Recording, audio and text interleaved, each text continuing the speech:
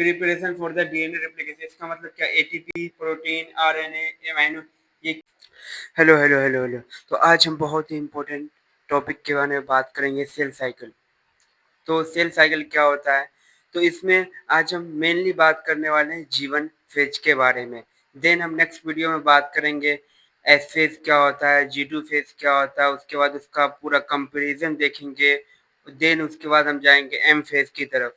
तो चलिए स्टार्ट करते हैं और आज हम समझते हैं बहुत ही इंटरेस्टिंग तरीके से कि जीवन फेज क्या होता है। तो जैसा कि हम बात करते हैं कि सेल साइकिल, तो सेल साइकिल में जो है मेनली 4 फेज आते हैं। कौन कौन से फेज आते हैं, तो यहाँ से अगर हम देखें तो इसमें फेज आता है, जैसे ये है, ये तो ये क्या, ये मान लेते हैं ये एम फेज है, ये क्या G1 है, और ये क्या एस फेज है, और ये क्या है G2 फेज है। ठीक है, मतलब ये 4 फेज आते हैं। G1 जिसको हम बोलते हैं गैप 1, एस फेज जिसको हम बोलते हैं सिंथेसिस फेज, G2 बोले तो गैप 2, और इसको हम एक और बोलते हैं ग्रोथ, और ये कितना है 1 है, तो ग्रोथ 1। ऐसा इसको हम कहेंगे क्या, ग्रोथ 2 कहेंगे। ठीक है, तो हम मेनली ये कहने वाले हैं। तो ये 4 टाइप के होते हैं। एक होता है G1, S, G2 और एम फेज। एम फेज को ही हम क्या कहते हैं, मोस्ट ड्रामेटिक फेज भी कहते हैं। ठीक है, तो अगर हम इसके बाद बात करें तो ये क्या एम फेज है, ये G1 है, ये G2 है। और इन तीनों में अगर मैं बात करूं, ये और ये तीनों किस में आते हैं, ये तीनों आता है तेरे पास इंटरफेज में। किस में आता है, इंटरफेज, जिसको हम रेस्टिंग फेज भी कहते हैं। इंटरफेज जिसको हम क्या कहते हैं, रेस्टिंग फेज भी कहते हैं। और ये क्या होता है, more than 95% duration of cell cycle. कितना, मोर देन 95% ड्यूरेशन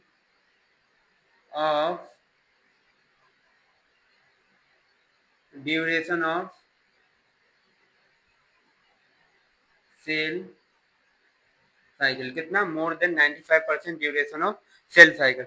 उसके बाद अगर हम बात करें एम फेज की, तो एम फेज जो है, यहाँ पे क्या होता है, यहाँ पर सेल डिवीजन देखने को मिलता है। और एम फेज को ही हम दूसरा नाम कह सकते हैं, सेल डिवीजन होता है यहाँ पे, तो सेल डिवीजन कह सकते हैं। ठीक है, तो ये जो है लेस देन 5% टाइम ही लेता है। कितना लेता है, 5% से कम ही टाइम लेता है। मतलब क्या, लेस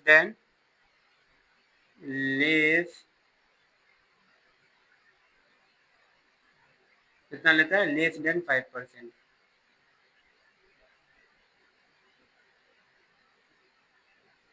लेस देन 5% टाइम लेता है ड्यूरेशन ऑफ सेल साइकिल का।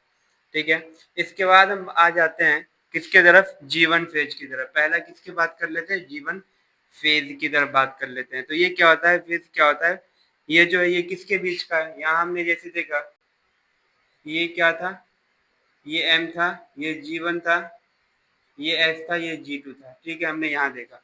तो ये G2 G1 जो है ये किसके बीच में है, एम फेज और एस फेज के बीच में। तो इसीलिए हमने लिखा phase phase between M phase और एस फेज। इसके बाद अगर इसके पर्पस के बारे में बात करें, तो इसका पर्पस से यही है कि ये सेल ग्रोथ करता है और क्या, डीएनए रिप्लिकेशन के लिए जो है प्रिपरेशन करता है। ठीक है, मतलब cell growth and preparation for DNA replication. मतलब सेल ग्रोथ मेनली क्या होता है, एक तो साइज इंक्रीज करेगा, और दूसरा क्या करेगा, साइटोप्लाज्म इंक्रीज करेगा। क्या करेगा, एक तो तेरे पास साइज इंक्रीज करेगा, दूसरा क्या, साइटोप्लाज्म इंक्रीज करेगा। और अगर बात करें हम प्रिपरेशन फॉर सेल रिप्लिकेशन, ये क्या होता है, तो यहाँ पर एटीपी हो गया, प्रोटीन हो गया, अमाइनो एसिड हो गया, आरएनए हो गया, ये सब का जो है क्या करता है, सिंथेसिस करता है। और ये सब काम आता है डीएनए रिप्लिकेशन। रिप्लिकेशन का मतलब क्या होता है, कॉपी करना। ठीक है, यहाँ पर क्या होगा, डीएनए का कॉपी होता था। ठीक है, मतलब क्या, preparation for the DNA replication, इसका मतलब क्या, एटीपी, प्रोटीन, आरएनए, अमाइनो, ये क्या है, ये अमाइनो एसिड है। ये क्या है, अमाइनो एसिड, इसका फुल फॉर्म क्या है, अमाइनो एसिड हो गया।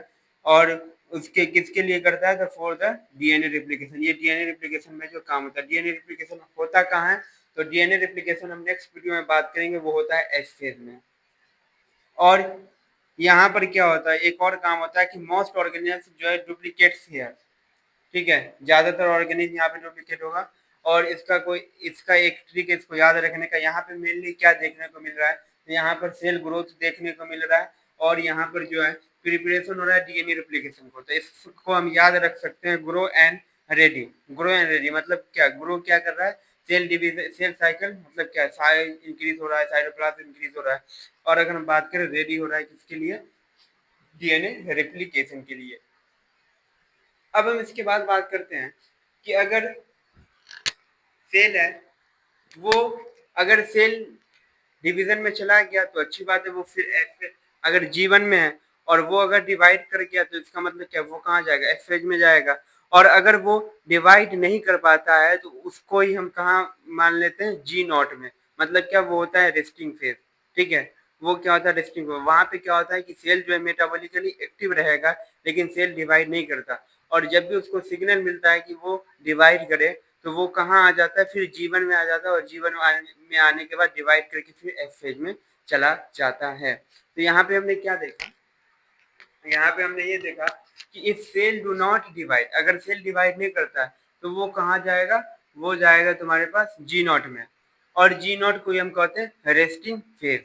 ठीक है, जी नॉट को हम क्या कहते हैं, रेस्टिंग फेज कहते हैं। वहां पे रेस्ट रहता है और वहां पर जो सेल जो है metabolic, cell do not divide but metabolically active.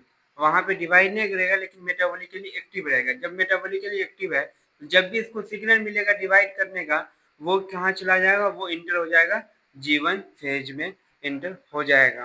तो आज के लिए इतना ही, फिर हम मिलते हैं नेक्स्ट वीडियो में और वहाँ हम बात करेंगे एज एस फेज क्या होता है और फिर उसको हम डिटेल में समझेंगे। चलिए बाय।